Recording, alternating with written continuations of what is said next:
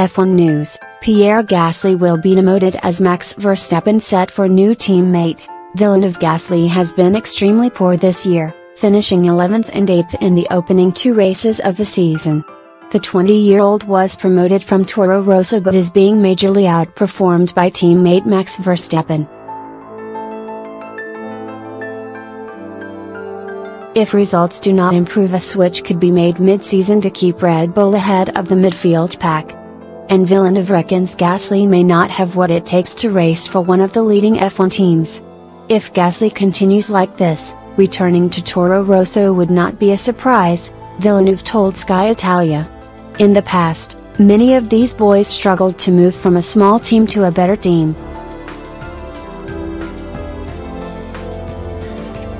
You can compare it to a driver going from Formula 2 to F1. Some can adapt more easily than others. Gasly will not have much luck with Red Bull boss Helmut Marko this year. We know that he is able to change his mind every 5 minutes. One option for Red Bull boss Christian Horner is to swap Gasly with Daniil Kvyat. Russian motorsport star and former F2 racer Mikhail Alshin thinks his fellow countryman would do a good job for Red Bull. It was very good to see Kvyat showing his character and not letting Pierre Gasly go past in Melbourne, he told Sportbox. It is hard to know why Gasly drove so inexpressively, but if Kvyat continues in the same spirit, we can all have hope that Daniil could move to the stronger team. I understand that such thoughts may be premature, but for us this situation is, of course, positive. Next news: Formula E news. Roland opens up a matching Nissan teammate Bumi. Roland has had a frustrating start to the season with a host of strong points hauls slipping away after a series of incidents and bad luck.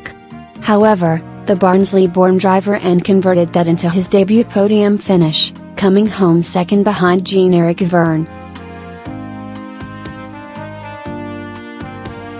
Roland is currently 12th in the drivers' standings, 8 points and 1 place ahead of Bumi, but is under no illusions about the role his teammate has played in his success.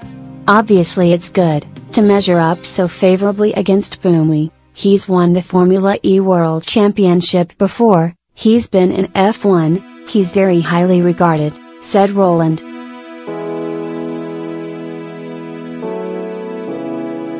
My target was by the end of the year to be able to match him. The last couple of races have been in my favor a little bit, so obviously it's very satisfying from my side. But at the same time he has helped me a lot to get where I am. Without him I wouldn't be where I am. When I first arrived I had no idea about anything, but he was very aware that if the team wanted to move forward then I needed to be performing.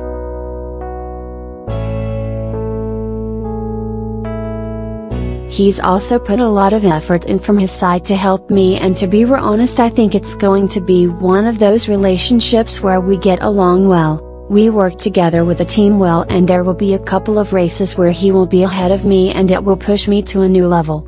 Roland was only drafted into the Nissan squad last October after Alexander Albon was released from his contract to take up a seat in F1 with Toro Rosso.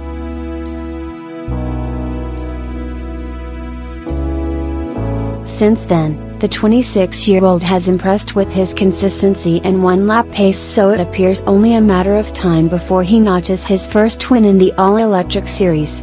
Season 5 of Formula E has hit the headlines after a number of spats between drivers continue to rumble on, adding some extra tension to an already wide-open championship battle.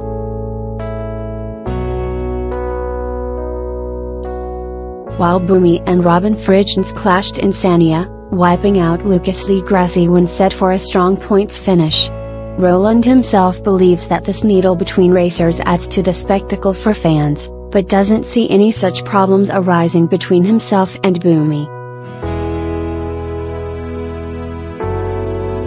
It's got to be interesting to watch and interesting to read about as a championship, so it's not always a bad thing, said Roland when asked about conflict between drivers. The thing with me and Seb is that we are working for Nissan and they're a big car manufacturer, a big company, and they're investing in Formula E, so all the competitive side, the inter-team battles, you have to put to one side and make sure the team is a priority.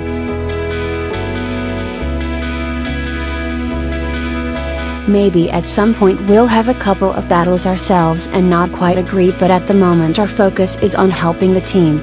Roland and the rest of the Formula E grid are back in action this weekend when the championship heads to Rome, Italy. Catch all the action on the BBC Red Button, and the Next news: Rosberg backs Vettel to bounce back after lackluster start. 2016 Formula One world champion Nico Rosberg is confident that Sebastian Vettel will pull himself out of his current form and return to winning ways soon. Vettel has not won a Grand Prix since Belgium last year, which was followed by a series of Grand Prix that saw the World Championship slip away, with Lewis Hamilton winning his fifth title. Vettel did not finish on the podium at the first two races of the year in Australia and Bahrain, and even spun when battling Hamilton during the race at Sakir. But Rosberg thinks that his compatriot's poor form will come to an end soon. "It is just a phase that Sebastian is going through," Rosberg told Press Association Sport. "It is one that all sportspersons have to deal with, where things don't always go to plan. You need to find your way out of that phase, and Sebastian is a four-time world champion, so I am sure he will be able to manage that. He needs to get into a positive spiral again, and all it takes in Formula One is just one good race, so if he wins in China, then off he'll go." With Mercedes taking the opening two wins of the year, Rosberg thinks that his former rival Hamilton is the firm early favorite for the 2019 championship. Mercedes have had the better start to the season in terms of points, but it looks as though Ferrari have got the better car, he stated. In Bahrain, Ferrari allowed Sebastian and Charles Leclerc to race freely, but they have two competitive drivers, so that will be so hard to manage. Lewis, however, is as usual, he is always on it, so I still see him as the favorite for the championship.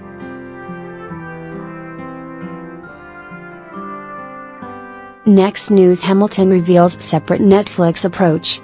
Lewis Hamilton has revealed he was approached separately by Netflix before the Drive to Survive series came to fruition. Mercedes and Ferrari were notable absentees from the recent Drive to Survive series, with the Silver Arrows opting not to take part because their rivals chose not to either. Whilst that meant there was no Lewis Hamilton under the spotlight, the five-time world champion has said that Netflix had approached him before for his own documentary series.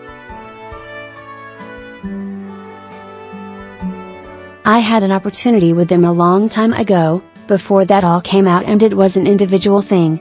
I didn't end up doing it," explained Hamilton.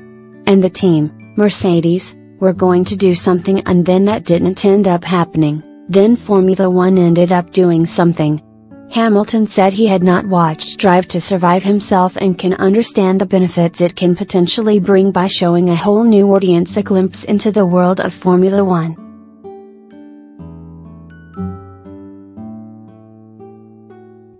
"I've heard mixed reviews," Hamilton added. "Majority of them have been more positive. I can imagine it's been good for the sport for people that don't understand it and think why you would watch a Formula One Grand Prix, see it on Netflix. I think it's been good. I hope they keep pushing it, even though I've not seen it, and I look forward to Series 2 and all the things continuing on."